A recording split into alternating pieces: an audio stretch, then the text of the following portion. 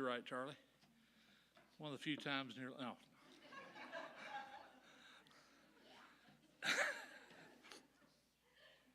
She backed me up, Chuck. All right, so a couple weeks ago, we had some action steps we were supposed to take prior to this week. First of all, we were to take a 5-minute coverage checkup on financialpeace.com to see where we need to make adjustments to your insurance plan. How many of you did that? Oh, we've had bad children. I'm telling you. How about that? Yeah, no, that's fine as long as you did it. Yeah, that's the whole point of this. It's action steps, and it's up to you to take the action. So it's always good. Really, you should be reviewing your coverages on an annual basis, honestly, because things change, and if you don't make sure that you're covered for those changes, then you're behind, and it may cost you in the end. Also, looking into getting an HSA, health savings account. And that is really good for young people if they can get into them, because they typically don't have a lot of insurance needs physically, health issues, and they can use that as a savings account. And so that's another one. And then also read up on the term insurance and check in to see whether you've got term insurance or whole life, and if you do, you need to really switch over to term. The thing you need to remember when you're changing insurance, make sure you got coverage before you cancel. So don't go fill out an application for term life insurance and think you've got it until you know that they said, yes, you're covered. Then is when you cancel the old plan. We don't want to leave somebody with nothing if somebody were to reject you. So always make sure you've got coverage before you cancel. All right, so this week's lesson is about building wealth, something that we all should be interested in, I would think. And so for most of us, investing can feel really intimidating. In this lesson, Dave and Chris will help you understand the basics of investing and how to start investing the right way. Go ahead and turn to page 102 in your workbook. And think about this. What do the terms 401k and Roth IRA mean to you? All right, gentlemen, you can start the video and you can turn out these lights here. Oh, yes, I'm sorry. I forgot to pray. We always pray at the start of a service, so let's do that right now. That's why wives sit out in the audience in front of us, isn't it, Kenny? You've probably been helped by that before, I would imagine. I've had lots of help. Yeah. All right, let's pray. Father, we thank you this evening for your goodness to us. We thank you that your mercy is new every day. And we're thankful, Lord, for the guidance and direction that you give us from day to day. We'd be in a world of hurt if it wasn't for your love and grace and mercy that you give to us. Lord, we thank you for the lessons that we can learn that will help us to be better at managing our money. And that is a holy cause. And so, Lord, I just pray that you'd help us, Lord, that we would learn from these truths, that we can be better stewards of what you give us, because you've been gracious to us, Lord, and we want to manage it well for you. Lord, guide and direct us. Go with us this evening. Keep your hand upon us, each one this week. Be with those that are unable to be here tonight. Lord, you know all the needs that were enumerated this morning, I'm sure, and we just pray that you would be with each one of them today and tonight, and keep them safe, Lord, I pray in Jesus' name. Amen.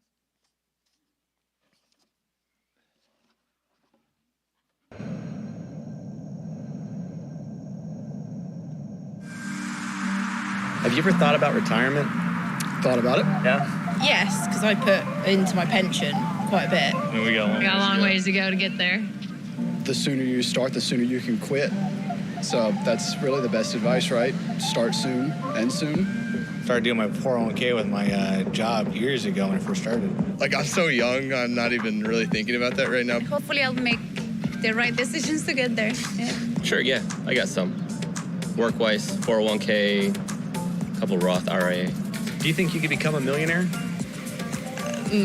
Probably not, no. Sure. It's called the lottery. Yeah. The American dream, right? Every day I think that. I'm just waiting for it to happen. I guess. Maybe. I'm a millennial, so most millennials have given up on the thought of becoming millionaires. Possible, if I don't pay that much taxes, but, you know, we're all gonna pay, what, 40% of it, so, but we'll see, hopefully. I think anybody could. You put enough money away and just kind of stack it for the time. I mean, time and basic math. Yeah. Yes, everybody can. Why do you say that? It's in your mind. What does it take? Well, I'm a teacher, so there's really no concept of millionaire in my mind. Like, what is that? Not attainable at all. I think it takes a little bit of savings, takes a little bit of, goals and dreams, a little hard work for sure. You know, you just got to work for what you want. You can be a self-made millionaire. You don't have to be somebody else's money. It takes a strong work ethic, a little bit of luck, and investing wisely. You have to obviously work and have some knowledge of how to invest your money and where to invest your money and how to budget your money. Clearly not me. Put money away. At least 10%, 20% out of your check. Put it in 401k, 57, save the money. Don't touch it. And by the time you get old, you're gonna have $1 million. Thank you, guys. Thank you, thank you, thank you. So I decided I needed to start to get healthier. So I started eating a lot of salads, okay? First and foremost, salads are a promissory note. Salads are supposed to come with the food. They're not the food. You follow me, okay? And so I started doing this. So as you can imagine, you lose some weight and clothes can start to get baggy.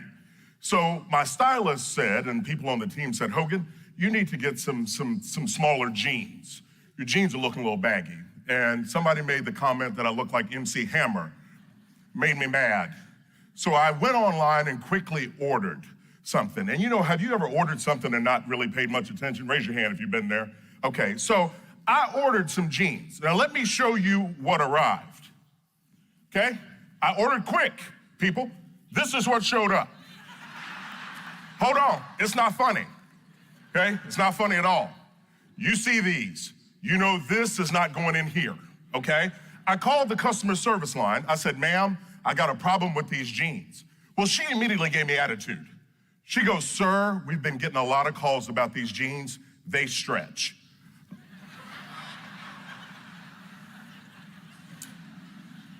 I said, oh, ma'am, no, I understand, but it's the wrong size. She goes, sir, they stretch. She said, just trust me. Just put them on and wait a while. They'll break in. And I said, oh, baby, bless your heart.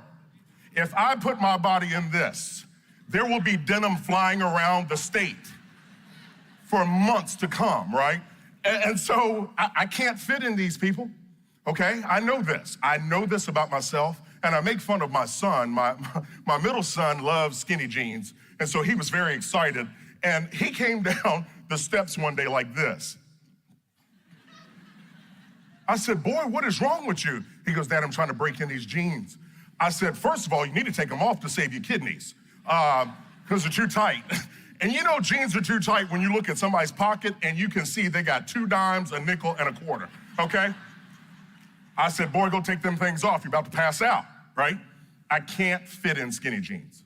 Another thing I can't do is I can't whisper, people. We know this. But you have to know what you can and what you can't do. And I'm telling you all of this because we're aware of some things we can't do. I cannot sing.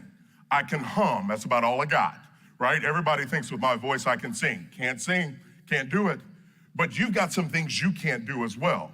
But one of the things that I don't want you to do is to believe other people's limitations on you. We have to be self-aware. And yes, there are some things that we can't do, but there are definitely more things that we can do. And building wealth is one of those things. You have the availability and the capacity to be able to do it. And we have to be careful because the culture, it will try to put limitations on us. The culture will try to make you think you can't do something, like the American dream is dead and gone, or you didn't go to the right school, or you don't make enough. All of these things are lies. And it's really important for us to understand this because we get to choose what we're gonna believe.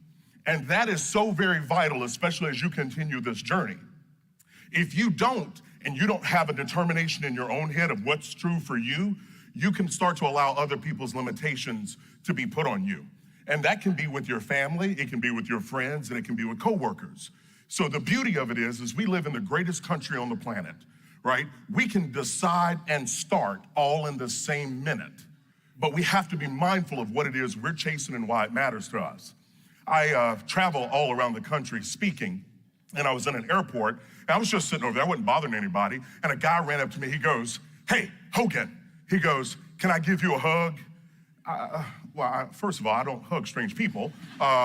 He goes, no, brother, I need to give you a hug. I said, sure, and he gave me a hug. He goes, "Hey, I'm one of your everyday millionaires." He said, "I've been working this plan for 12 years, and I'm there." He said, "I never, ever thought I would get there." He goes, "I'm so excited." He goes, "I just had to come tell you." And he said, "One more thing." He goes, "When you go back, will you give Dave a kiss for me?"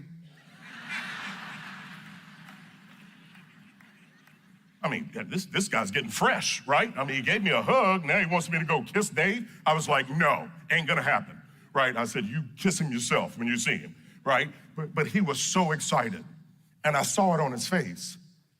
It was literally one of those moments where no one else had ever believed that he could. And what he was saying is this information not only penetrated his heart, it had changed his future. And that's what pure gratitude will do for you. And see, I've run into thousands of millionaires across the country, people that have been through Financial Peace University, people that are working this plan and staying very focused, not buying into the myths or the lies or even those limitations. And see, we have right now, most people don't know this, there are almost 11 million millionaires in America today. 11 million. And see, you don't hear about this because we have this victim mentality in our culture where we're looking to blame somebody instead of just owning it and getting our own results. We don't need anybody's permission. What we have to do is make a decision. And when we do that for ourselves, we can change things. My story started out with me as a 16-year-old coming to the States from Iran. I had a couple of $1,000, didn't know anybody. I didn't speak the language. I was excited because it was a new place and there was a lot to explore. But at the same time, I found myself a lot of times just being scared. It's like, what do I do? I had no safety net. It was just like, I gotta make it. I've gotta make it. I was in the survival mode most of the time and trying to figure things out. Whatever money we made, we spent, and then some. We didn't even know that there was anything wrong with living paycheck to paycheck.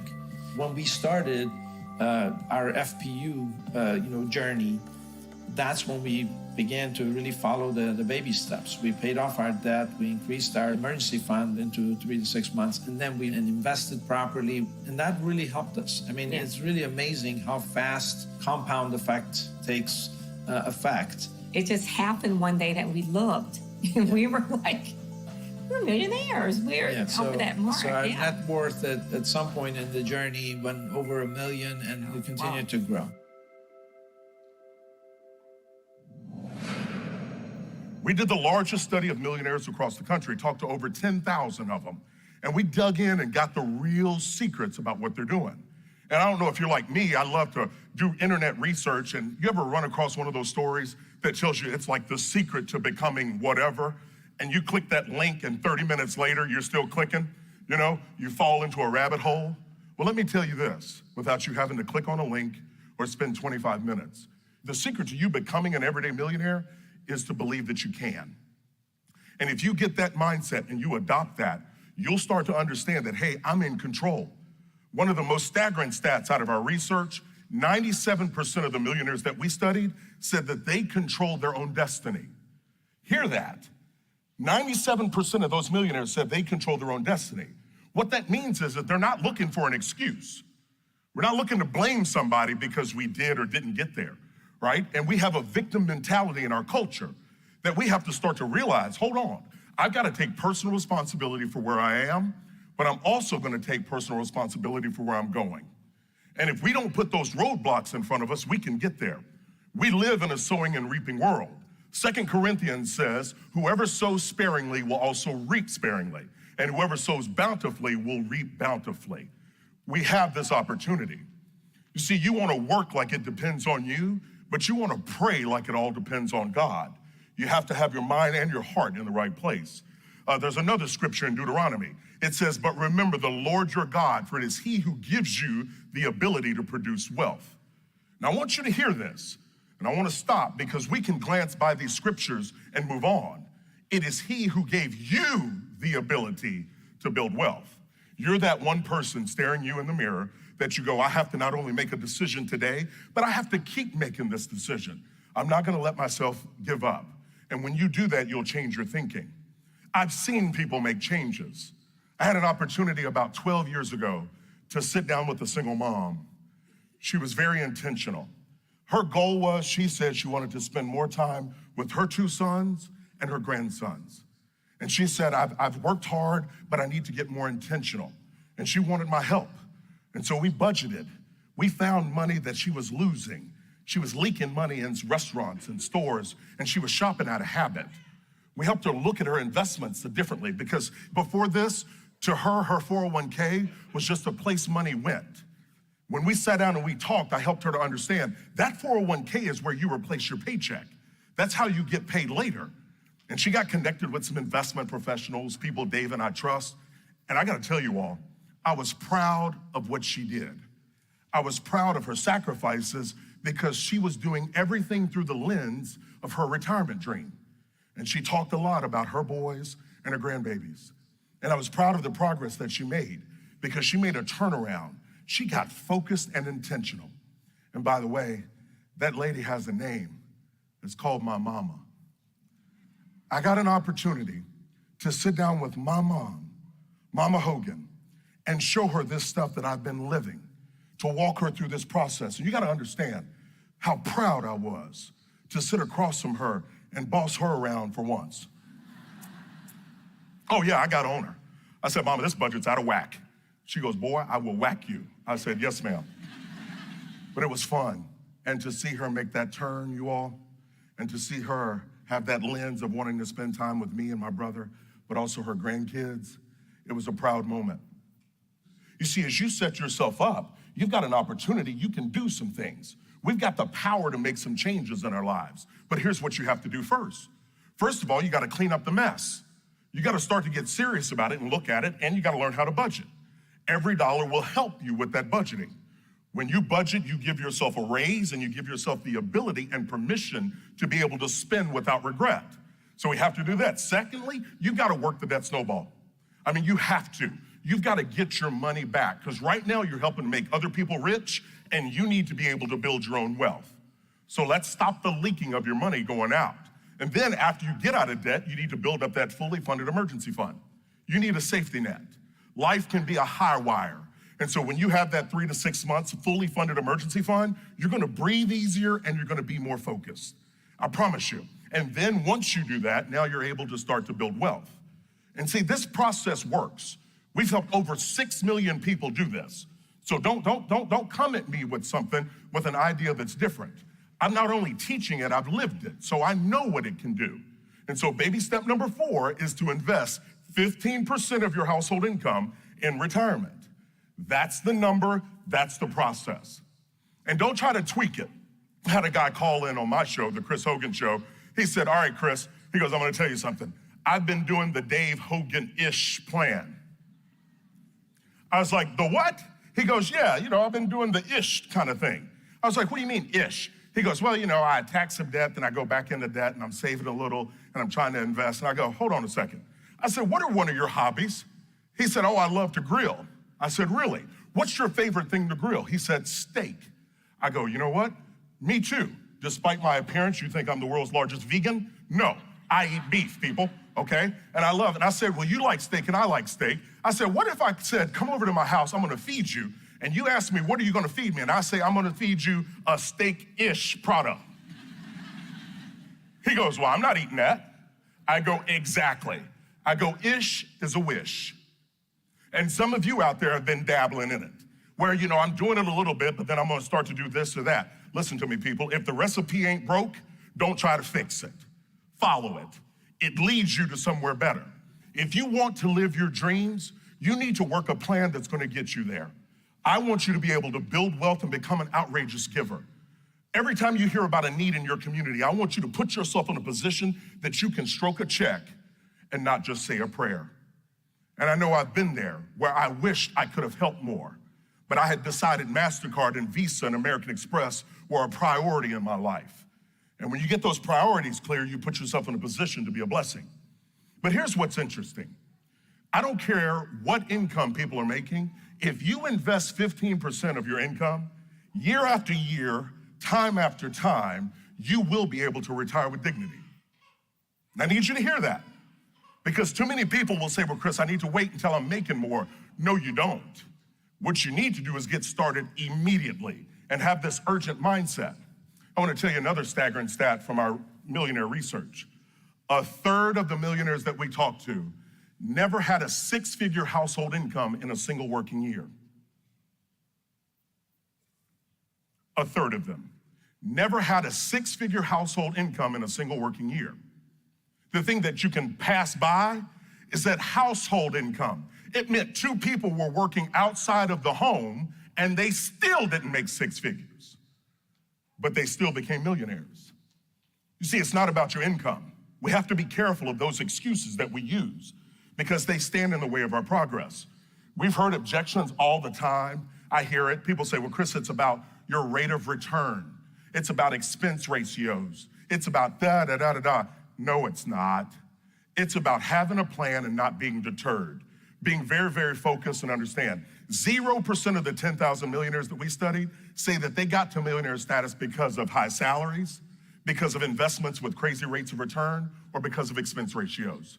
Don't get caught up in that financial gobbledygook. If you invest 15% over a period of time, you can become an everyday millionaire.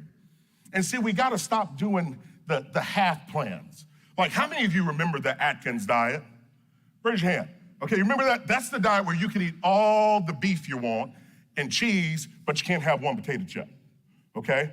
I remember it was several years ago, I decided to do the Atkins diet. And I did it for, hold on, about 2 hours. 2 hours, as long as I could go. Okay, I lost my mind. Saw a bag of Doritos, lost my mind, right? Fell off the wagon. Don't laugh at me, people. You've fallen off the wagon on stuff, right? The crazy thing is that we look for these quick fads, these quick fixes, when we all know it's about lifestyle change. And as you start to deal with money more effectively, it's a paradigm shift. It's a lifestyle change. You see these things and you learn to be an adult enough to tell yourself no. And you say, you know what, I'm gonna wait and I'm gonna save up cash for this. I'm not gonna let myself get out of control. And see, I used to think that debt was my friend, and it's not. Compound interest is. You see, you can look at this, you can put money under a mattress, or you can invest it. And I'm gonna tell you, millionaires invest, okay? This is where you put compound interest to work for you. Your money is starting to make money. 79% of the millionaires said that they invested inside of a company plan. 74% of them said they invest outside of a company plan. What are you hearing here?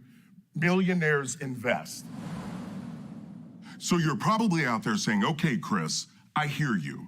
I know I need to invest, but where do I start? I know you hear a lot of information out there about investing, and it's a lot to take in. You hear terms like portfolio and diversification and 401ks and IRAs.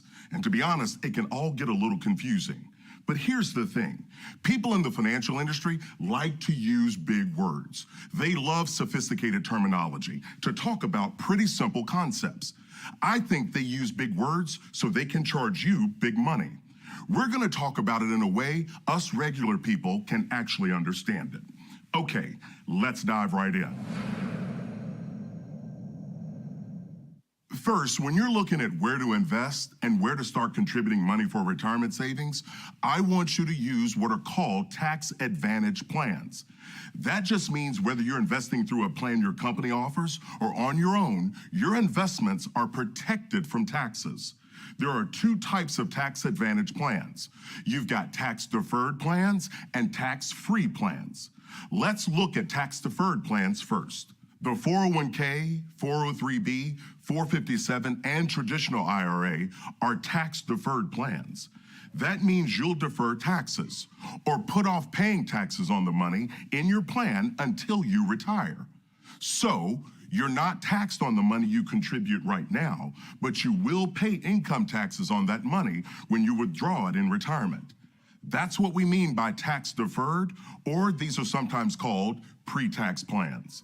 And don't get confused over all the numbers and letters you're hearing. The 401k, 403b, and 457 were simply named after sections of the tax code that authorize the plans. So if we were big-time nerds and we were to go to the IRS and we went into the tax code and went to section 401, subsection K, and pulled out the law, it simply says employers can allow their employees to save for retirement. That's all it means. So the 401k, 403b, and 457 are retirement plans you can get through your job.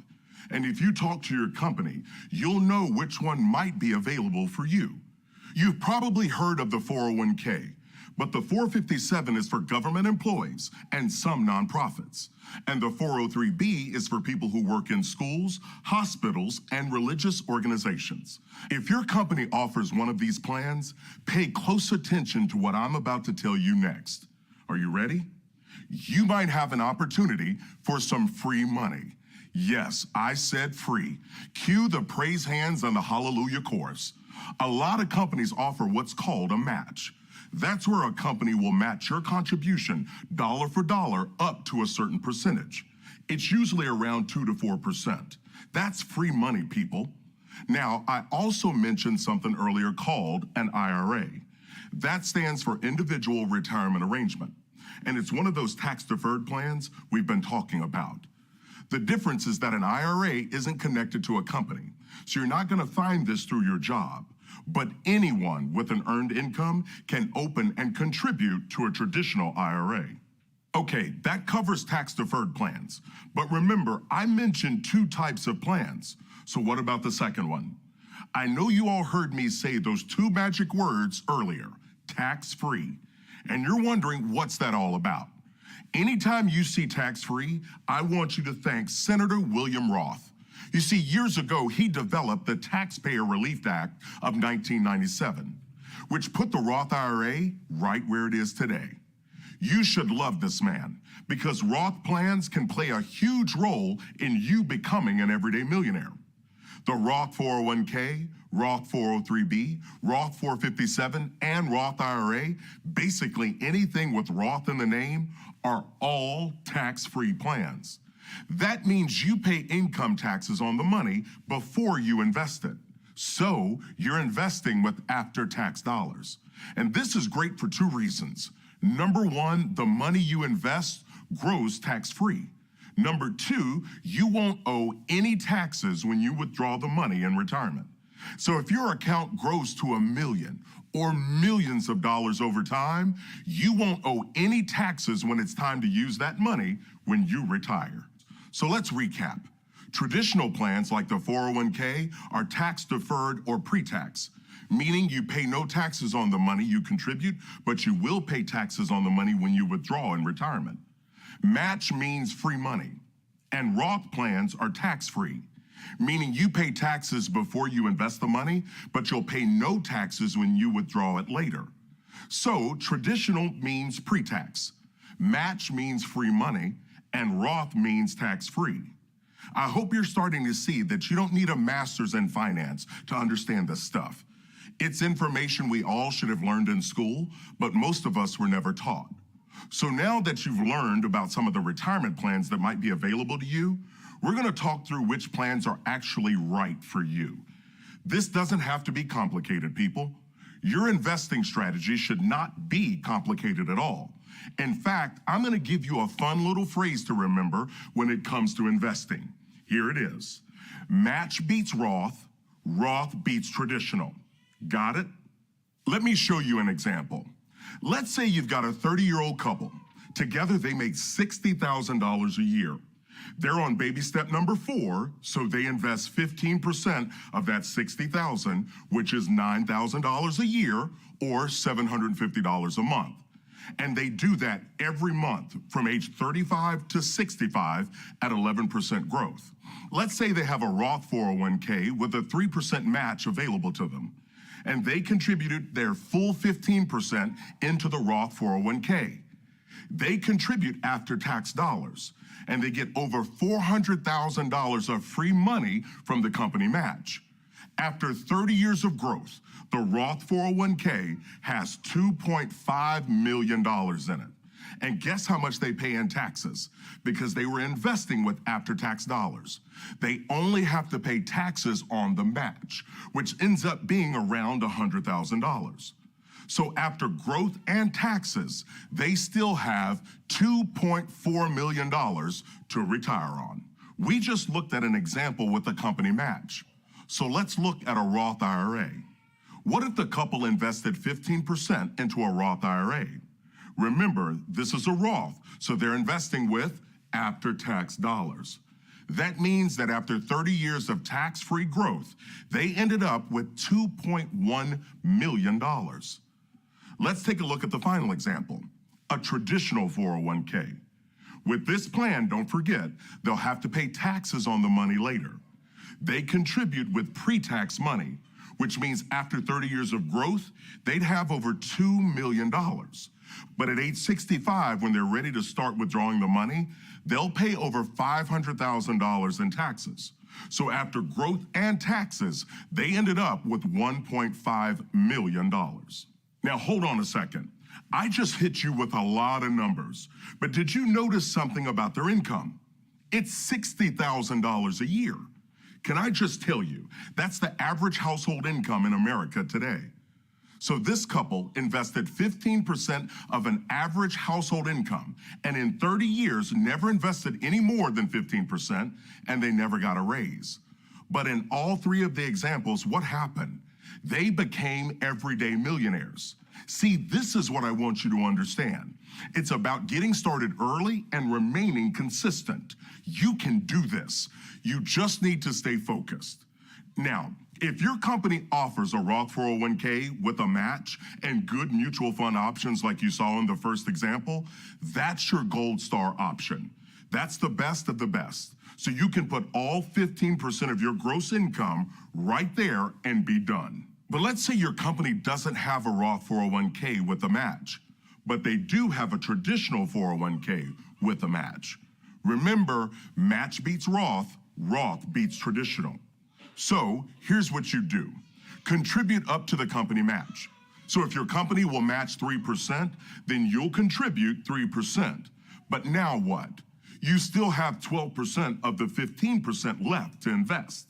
That's where you would go over to the Roth IRA. Since there's a contribution limit on the Roth IRA, you'll invest up to the maximum amount. Some of you won't hit that limit, and you can finish your investing in the Roth IRA. If you have a higher income, you'd hit the limit before you get to the 12%. Where do you invest the remainder of your full 15% then? Remember, match beats Roth. Roth beats traditional. You've invested up to the match. You've invested up to the max amount in the Roth. So now I want you to go back to your company's traditional 401k and finish the 15% right there. When you invest 15% of your income, you can build wealth over time. You can retire with dignity, and you can change your family tree. What I want you to believe is that it's possible. You need to take the right steps at the right time with the right plan. When you do this, you can become an everyday millionaire. When you really want to make something big happen in your life, don't judge whether you're going to be successful or not by your starting point or by how you feel as you come across these barriers. We had no information. We had no financial, acumen.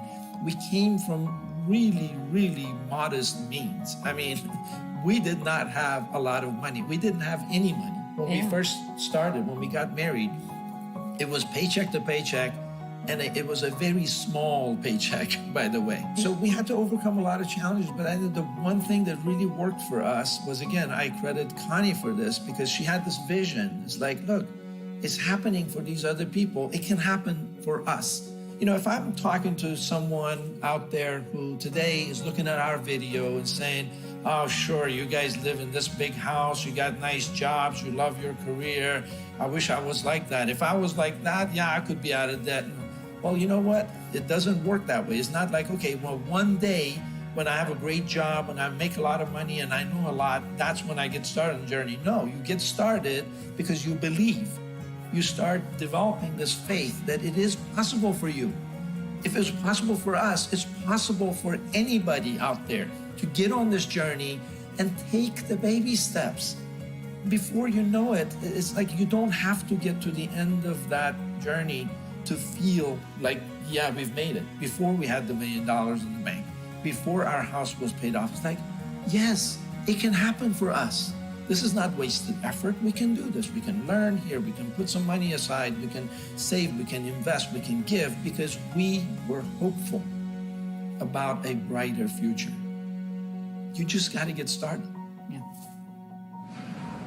So I invest personally in two things: real estate that I pay cash for, and in the stock market, but only in mutual funds. I do not invest in single stocks. I do not have to compare with my golfing buddy who has a stock market story to match his golf story, to match his fishing story, all of which are lies. The bottom line is I studied wealthy people, and I said, what do they do? On average, they use mutual funds, like Chris was just teaching you, in their retirement plan in order to build wealth.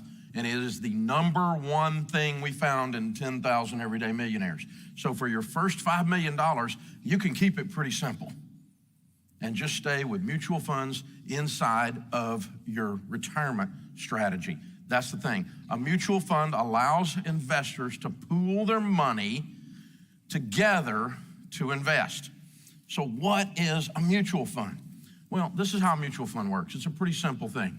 Okay, let's pretend this guy over here puts some money in, and this lady right here puts some money in, and this guy puts some money in, and this lady puts some money in, and this guy puts some money in, and this guy puts some money in, and this guy over here, he puts a bunch of money in, and then I'm dropping money, so I'm one of those managers. But so you put the money into the mutual fund, and then the manager of the mutual fund, the team that runs the mutual fund, buys stuff after you have mutually funded it. It's called a mutual fund. That's what it is, okay?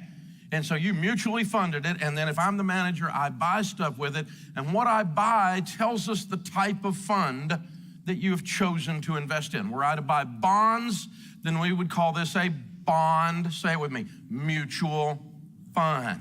Okay?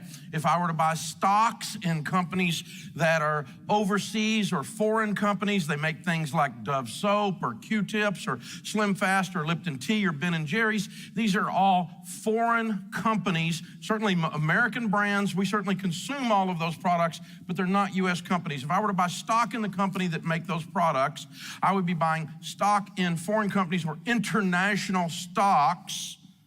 And then we might call this an international stock mutual fund. We mutually fund it, and we bought stocks that were international. And that's what it means. And so oftentimes the name of the mutual fund will tell you what's going on inside of it, even before you start reading about it and learning about what you're getting ready to put money in with a bunch of other people mutually.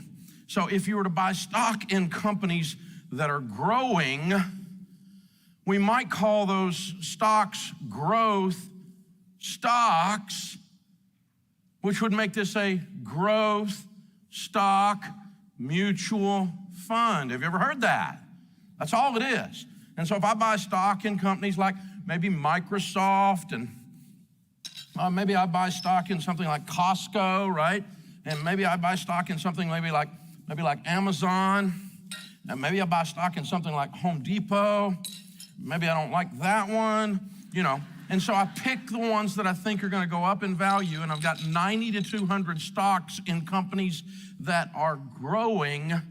Then that is a growth stock mutual fund, and that is a thing we want to look at and consider using for our investments. Now, there's a lot of opinions out there flying around, and there's a lot of facts out there flying around. Now, not all growth stock mutual funds outperform the stock market. As a matter of fact, over half do not.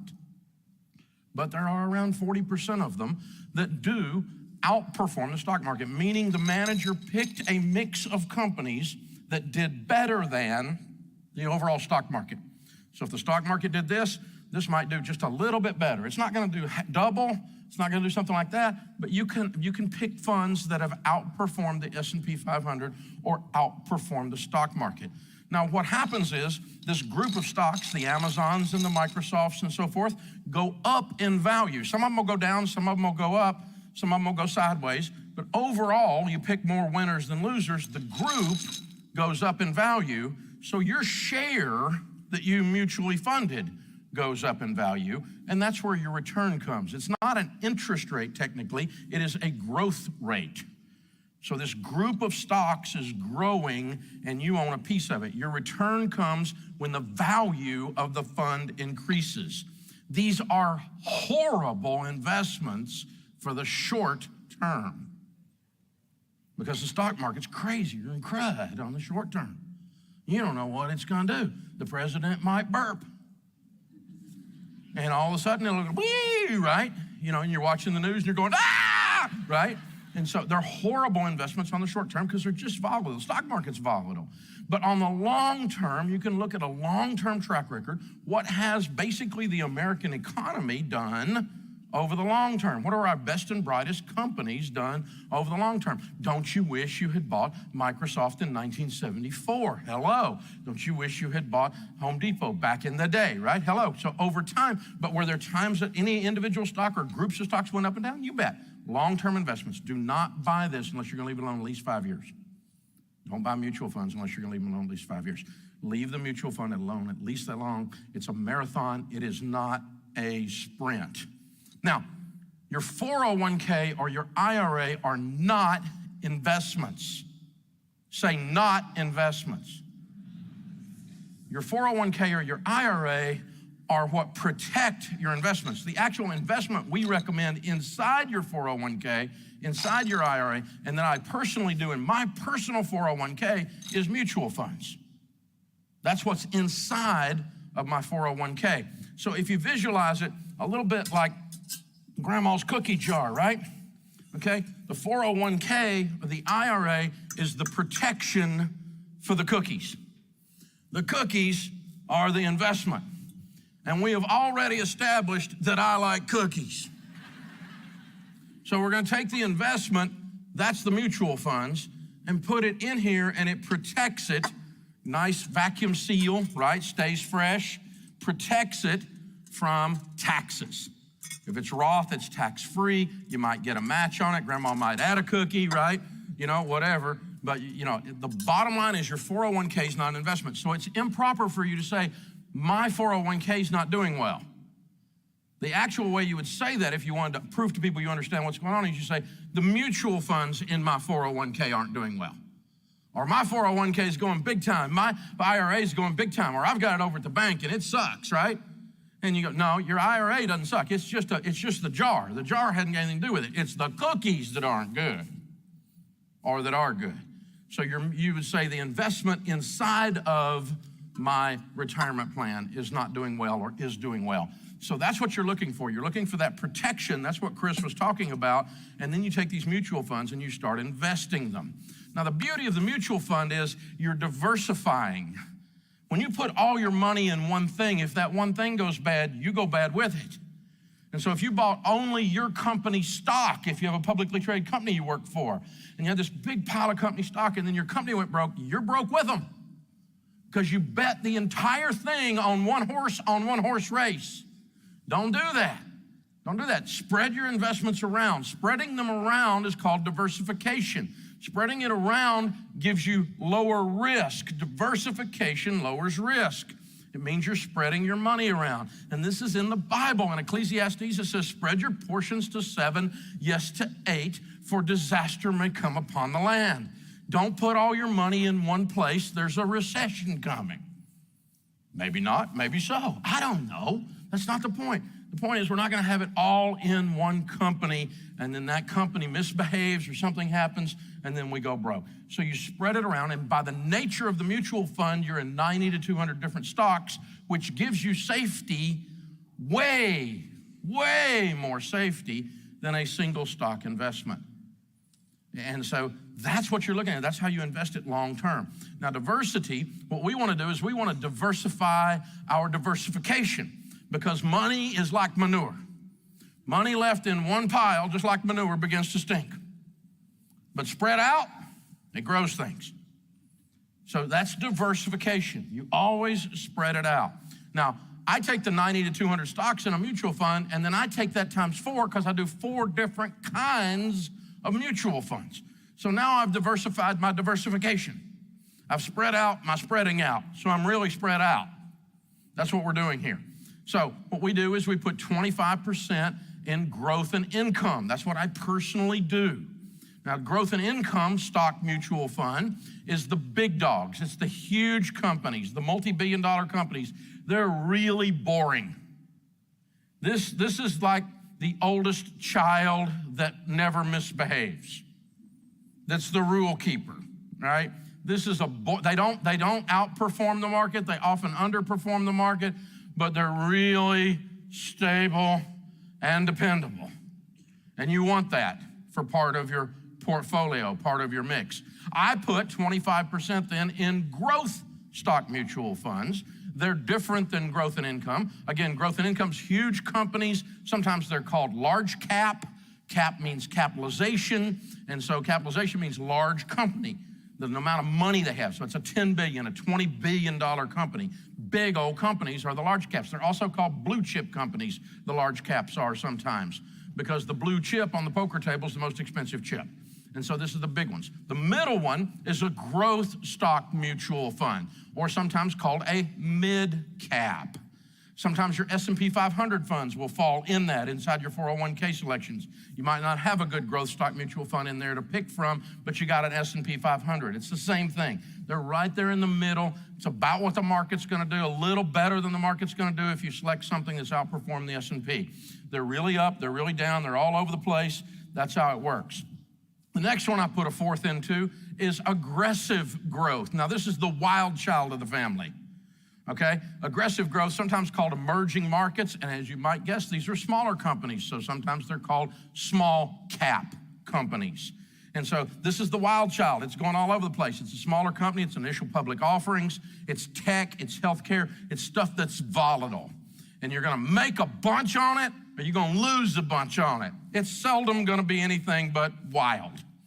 And so you got the wild child, you got the stable child, right? You got the middle child who's just kind of, well, that's usually the wild child. But anyway, you got the one in the middle that's kind of just right, like Goldilocks porridge, right? Just right, the right temperature.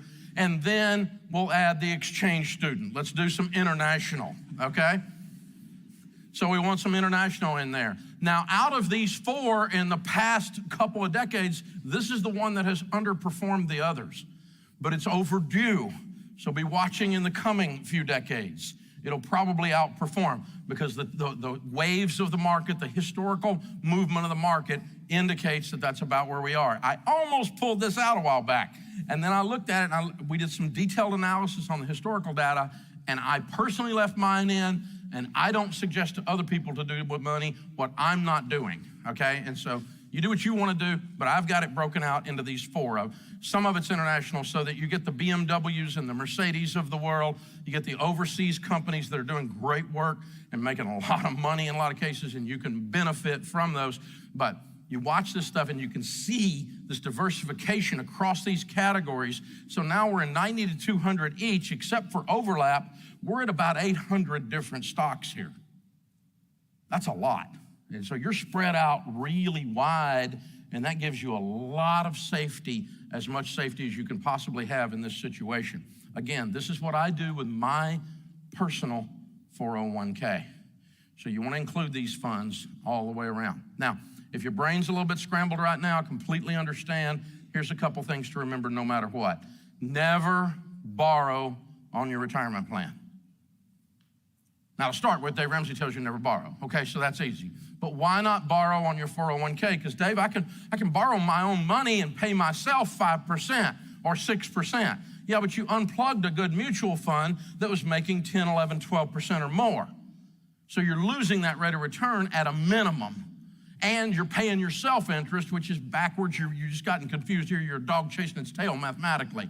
So the other thing, though, is this is the big problem with it. When you leave your company, and you will leave your company, you will leave your company when you die, when they fire you, or when you get a better job and quit. One of these things will happen when you leave your company. If the loan is not repaid in full, it is considered within 60 days an early withdrawal on your 401k, which means they're going to hit you with your tax rate plus a 10% penalty. At the very moment that you lost your job, you have to come up with $20,000 to put your 401k money back, or the government's going to tag you in the chin for around $8,000 out of that 20. And you're borrowing money at 40% interest all of a sudden at the worst possible moment. Never borrow on your 401k. Never borrow on your, don't get desperate enough to borrow on your 401k. And if it's in your debt snowball, just put it in your debt snowball, clean it up. We've all done stupid stuff. I'm the king of stupid. That's what qualifies me to teach this. And the second thing is never invest money in things you don't understand. Don't put money in things you don't understand. Don't put money in something because Dave Ramsey said to, Chris Hogan said to, or because one of our Smart Investor pros said to, or because anybody else said to. That's when you're going to lose it. And that's when you're going to go into freak out mode and stay there. When you invest money in something because somebody talked you into it and you don't understand it, you're going to be in freak out mode all the time, and you're probably going to lose your money. Hogan and I both do a little work with the NFL where we're working with these young guys coming into the National Football League, and we try to explain to them that the NFL stands for not for long. The average NFL career is 3.2 years. And we had the opportunity to sit down with a young man a little while back. Came in and he's 30 years old, and he and his cute little wife, and he'd been out of the league for 2 years, and he hollered to Hogan. He'd met him at one of the events we did, and Hogan said, you got to meet this guy, and he was a big football star guy. You'd know his name, and he came in and sat down in the conference room for about 10 minutes, and he like, guys, I'm so ashamed. And I'm like, oh no, here's another story of an athlete losing all his money and made tens of millions of dollars, right? And he said, I'm so ashamed. I said, what'd you do? And he goes, well, y'all are gonna kill me. Well, I'm not gonna kill you. What'd you do, man? How can we help? What happened? And he goes, well, I'm just a horrible investor. I said, well, what'd you do? And he said, well, I put all my money in a savings account in the bank. It makes no money. I said, how much money is in your savings account? 32 million. And he's ashamed. And I'm like, touchdown. You put money in something you understood, and you didn't, like all these goobers you play with, gave it to some manager, some agent who lost it for them. Meanwhile, you kept it safe and put it in something you understood. Yeah, you can do better with it, but touchdown, baby. You're 32 million ahead. We're okay with this. Don't put money in something you don't understand, and you'll get to keep it. Now, in his case, and in your case, we're going to teach you about mutual funds, paid for real estate. We're going to move some of that money and get it actually working more than 1%, right? But nothing to be ashamed of. That's something to be proud of, because in the culture of the athletes, the professional athletes that he's a part of, they all, I got me a man, which is code for, I'm gonna be broke in 3 years, right? Instead of you taking care of your own money. You manage your money. It's your money. God gave it to you to manage. Understand it or don't do it. The Bible says, where there is no counsel, the people fall, but in the multitude of counsel, there's safety. And that's why I put an investment person in my corner. I know a lot about investments. I'm an investment expert. I have probably caused, with our teaching, more millionaires and multimillionaires to occur than anywhere else, and yet people go, oh, don't listen to Dave Ramsey for his investment advice. Yeah, don't do that. I've only created tens of millions of millionaires. It's just ridiculous. So don't do that for sure. But the whole thing is, go sit down with someone like a good Smart Investor Pro who will teach you with the heart of a teacher so you understand what you're investing in. And then as the market moves up and down, you got someone to spar with and to go back and forth with to learn from. I do that personally as well. This is a long-term play, guys. It's a long-term play. I sat down with a billionaire a while back, which I always like to meet billionaires because I want to be one. And I said, how can I be a billionaire? And he said, you need to read this book. I said, what's the book? Because I love books. He said, have you ever read The Tortoise and the Hare? And I said, you're kidding me. I'm meeting with a billionaire. You're giving me an Aesop's fable? Seriously? He goes, you ever read The Tortoise and the Hare? I said, yeah. He goes, I read it all the time. I read it to my kids. I read it to my grandkids. Now I read it to my great-grandkids. And he goes, you know why I read it to them over and over and over? Because every time I read the book, the tortoise wins. Slow and steady wins the race. Not, I look cool. Look at me. Look at me. No, slow and steady. It's okay to be ugly. Slow and steady. Slow and steady. You don't have to be flashy and sexy. Slow and steady. You don't have to be impressive. Slow and steady. And this is how you build wealth over the time. And you have to really go do it. That's the other thing. As we talk to these millionaires in the millionaire study that we did, 83% of millionaires say the way they became millionaires was that they saved money. Really? How'd the other 17% do it? I don't know. They said saving money contributed to their net worth. Well, no kidding. That's an incredible piece of research right there, right? But no kidding. But you know what? People think that's not it. They think there's a lightning strike, that it's a random thing, and you have to be born with wealth and all these other things. But the way these millionaires became millionaires is 8 out of 10 of them, almost 9 out of 10 of them, said they invested steadily, and that's how they did it. The American Society of Pension Professionals and Actuaries, which is a society full of nerds, did a full set of research that found that 74% of the reason that people build wealth is what's called savings rate. And that is not the rate of return. That is the percentage of your income that you continually invest. Your rate of investing, your savings rate. The savings rate, we suggest 15% at baby step 4, right? Savings rate. All these people we studied, none of them went, oh, you know, this is expense ratios. And, oh, we got a 0.2% greater rate of return because we analyzed 43,000 mutual funds. And I got the corner on the thing. And none of them had a secret. A lot of them had kind of ignored returns to their own detriment. A lot of them completely ignored expense ratios. The vast majority, they just steadily invested a lot of their income forever, and they look up and they've got $2 million, $3 million, $5 million, $1 million, whatever it is to retire on, and they're there. It's that simple. Proverbs says, lazy hands make for poverty, but diligent hands bring wealth. The diligent prosper. Diligence is excellence over time. That's what diligence is. The diligent prosper. I wish I could tell you there was a secret and only Dave Ramsey had it, but it seems to be widely known that it's not a secret. If you save money and if you invest money, you'll have some. This is why I get the big bucks right here. Hey folks, here's the thing. We know you can do this. We fully expect you to do this. And we're gonna stand beside you when you do it and yell, touchdown. So what's the truth? How do you build wealth? There are so many myths out there about what it takes to become wealthy, how to become a millionaire. And I know you've heard them. You've probably even thought some of these yourself. You know, like it takes a huge 6-figure income, or that you have to take on risky investments, or that you have to be lucky or receive a big inheritance. But none of those are true. You see, in reality, it's everyday people with average incomes who are investing in the things that we teach the way that we teach. It's not an accident. You see, these people are focused, they're disciplined, and they choose to make their money work for them.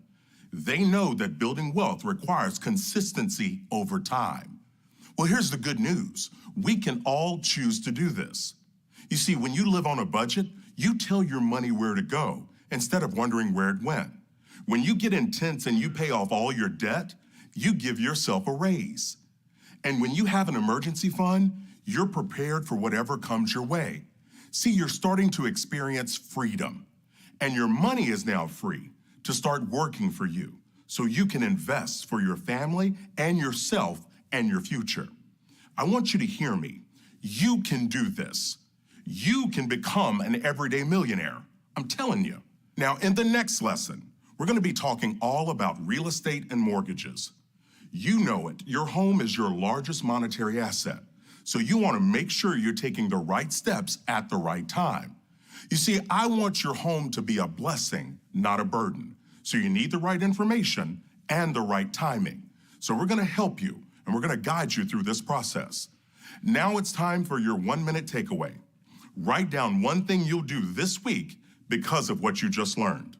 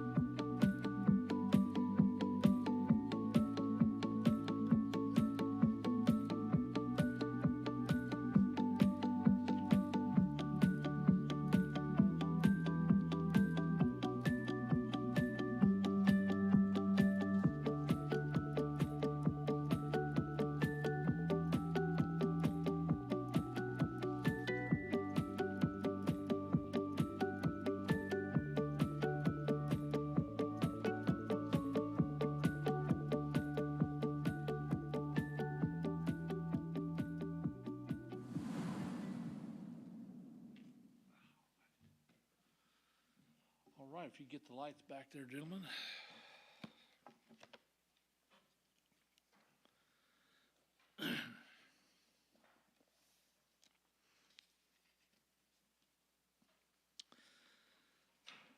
All right, so up until now, we've been looking at other people's numbers during our activities. In today's activity, you'll be using your own numbers to see what investing early can do for your retirement.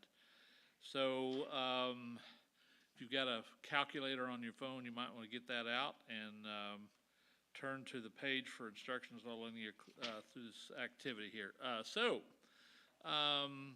What could your money turn into? On page 107, turn to that and take a few minutes to work through the activity. Married couples, you need to work together on this, and if you need any help, let me know. We're going to give you about 8 minutes here to go through this exercise.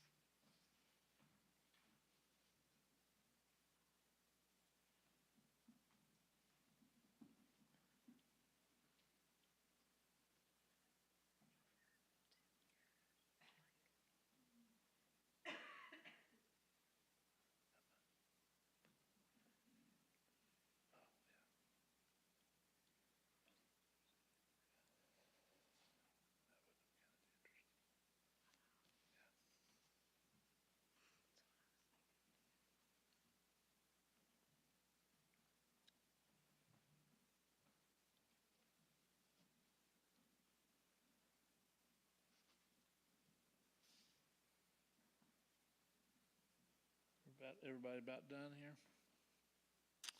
All right. So in the exercise, it says your most powerful wealth building tool is your income until your investments start earning money, then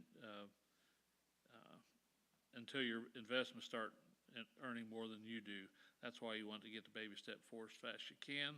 So it gave some examples there. If you were, if your monthly contribution was $700 a month, in 20 years, that would be $611,000. 30 years, 1.9 million. 40 years, 6.075 million. So on and so forth. So when you look at these numbers and you look at where you're at now, what comes to mind when you see what your monthly investment could turn into? Is it a little bit shocking, maybe? And you're thinking, I need to get started. Or, uh-oh. All right. How do you feel about knowing that if your income increases, you'll get to invest even more each month rather than buying some new toy? All right. So for the discussion, let me see here. We'll go to page 108.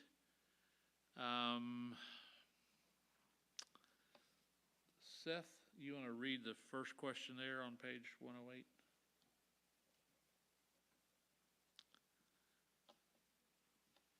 What has always made you nervous about investing? How has what you learned in this lesson calmed some of those fears? How has this lesson helped you feel more confident in your future? What do you think?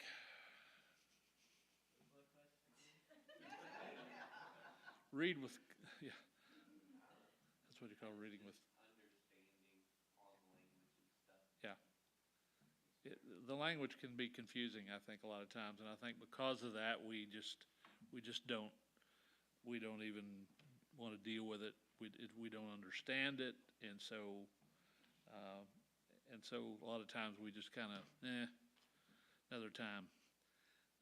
But it's really pretty simple, and the key thing and out of this lesson is that you need to find somebody that will educate you, not try to sell you. And that's the reason why Dave's Investor Pros are really good. That's what they're about. They want to help you to understand what you're going to do with your money, and help you to set a goal and reach that goal. So number 2, Rachel or Rochelle, I'm sorry. What are some of the big problems with investments like gold, certificates of deposits, single stocks, and bonds? What should you do if you're investing in them right now?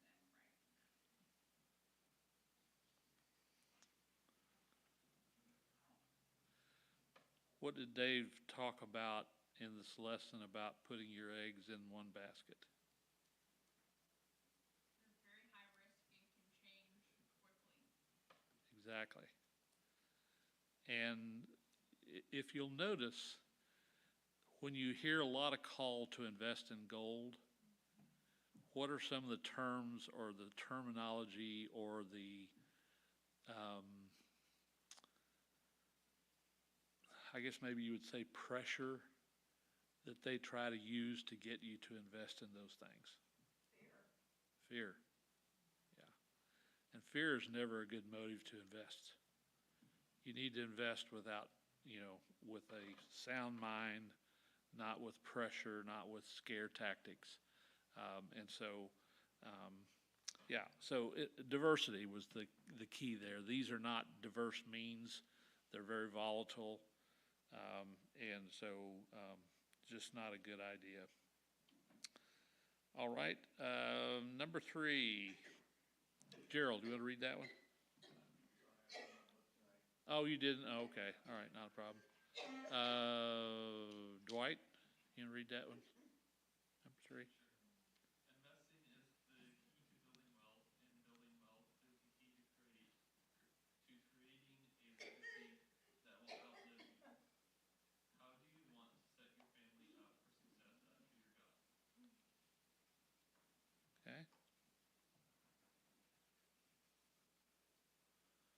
What do you think?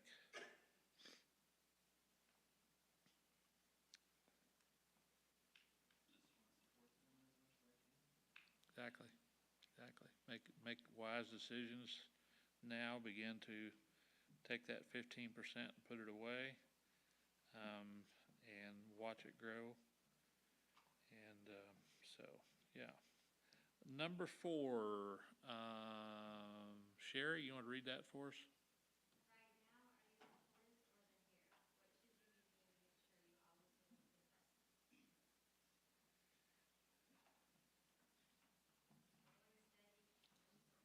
What's that? Exactly, exactly. And when you think about the examples they gave, you know, these people were not 60,000. If you just had 60,000 income of 60,000 a year, and what you could put aside with that kind of money, that's not. I mean, those are not big salaries. I mean, nowadays in some of the McDonald's are paying $15 an hour, which is, which would make you about 30,000 a year. And so these are not huge salaries these people are talking about. But if you just do the right thing over time, that money really does add up. And so, and as one gentleman that I have listened to, he said, our income is a ladder. We don't start out to make a goal of this is where I want to top out at.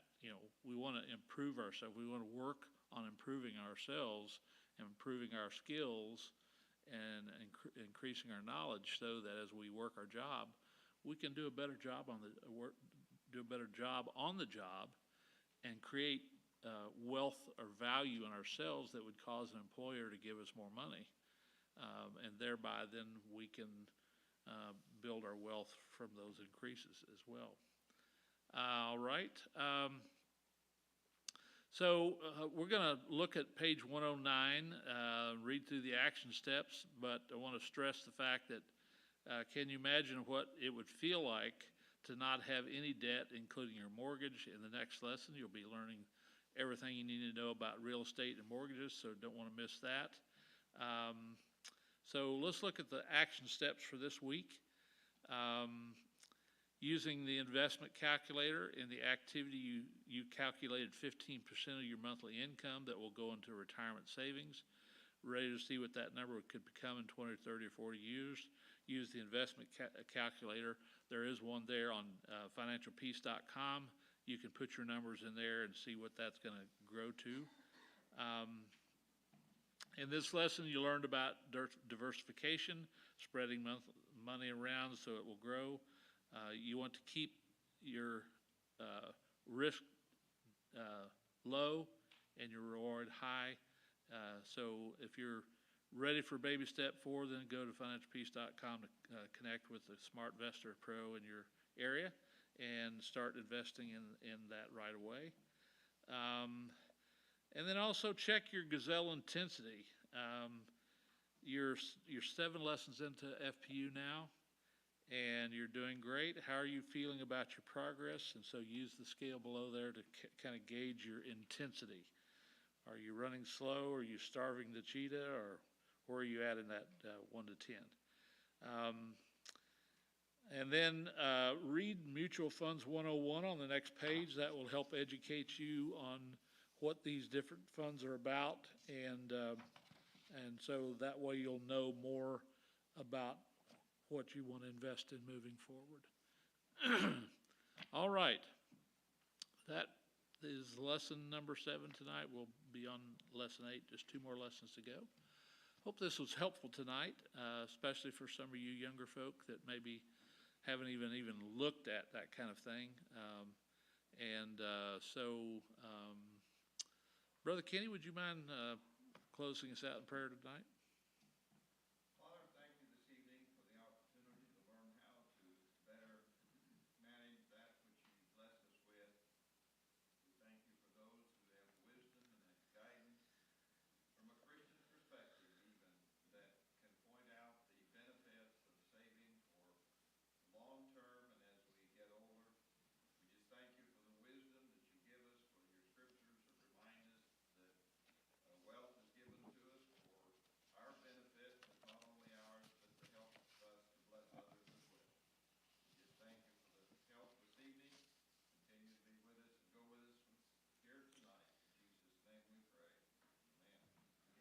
If you didn't sign the registration back there for tonight, do that before you leave, so I have a list.